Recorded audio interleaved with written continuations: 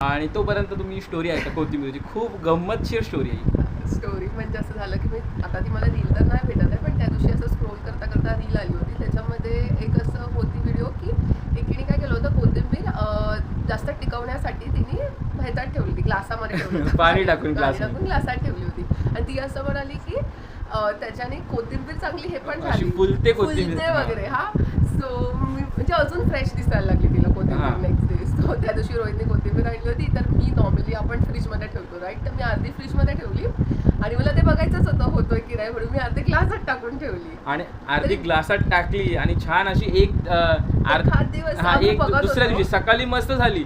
पण आज सकाळी बघितली ना, काय झालं होतं, आज पण ती कोथिंबीर छान दिसत होती, पण काय माहित नाही मनात आलं असं वाटलं की काढते मी ते, तर मी असं फक्त ते बाहेर काढली ग्लासामधून. बापरे, एवढा खतरनाक वास आला ना, बापरे, तुम्ही इमॅजिन पण नाही करू शकता. म्हणजे एवढा गटर सारखा वास, बापरे बाप. वरनं एकदम कोथिंबीर खूप छान दिसत होती, आतून तर सडली.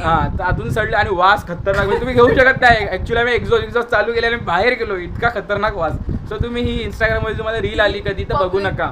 पब्लिक टॉयलेट पेक्षा तेच गटर सारखा तुम्ही कधीच ट्राय करू नका. तुम्हाला इंस्टाग्राम वरती आली ही फीड मध्ये येईल तुम्हाला, ही कधीच तुम्ही ट्राय करू नका. हे आपल्या फ्रीज मध्ये ठेवा, फ्रीज मध्ये छान अशी 7-8 दिवस राहते कोथिंबीर.